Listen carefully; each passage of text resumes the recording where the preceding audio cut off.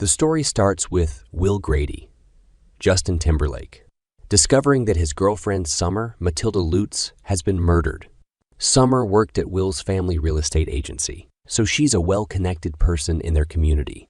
As her romantic partner, Will is immediately, and understandably so, an immediate suspect, but there are plenty of others who would have had a possible motive. For one, Summer's ex-husband is a heroin dealer named Sam Carl Glusman, and the police don't want to ignore his rap sheet.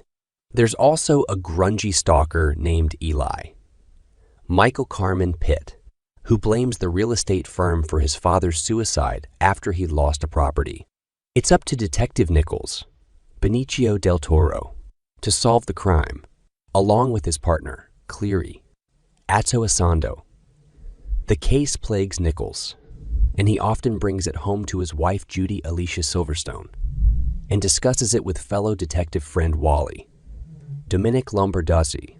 But this is not your average whodunit, as Summer's murder is more than just a solo crime of passion. As Nichols discovers, Summer was killed as a means to keep her from talking to the FBI, as she uncovered corrupt information that would also implicate the police department in which Nichols works.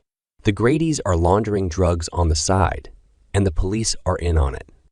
This puts Nichols in a tough spot, where he no longer knows who he can trust because the corruption goes on even deeper than he realizes, including with his wife's uncle, the police captain.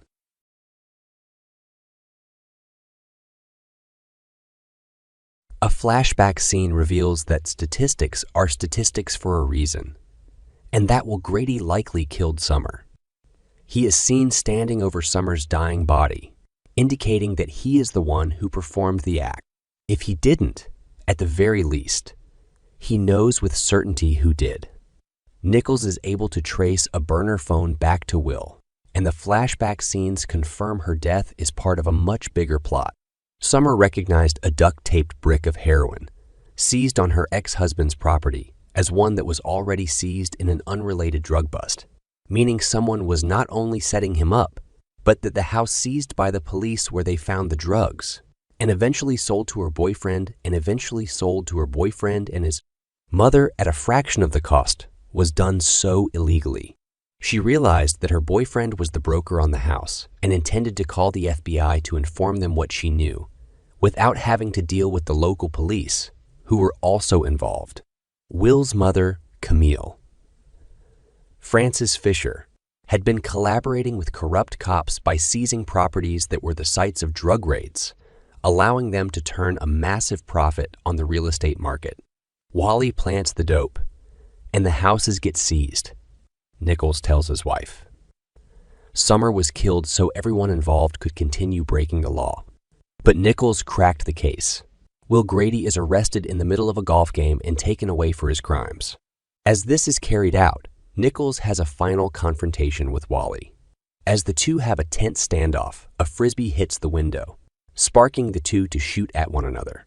Fortunately, director Grant Singer has confessed what it all means.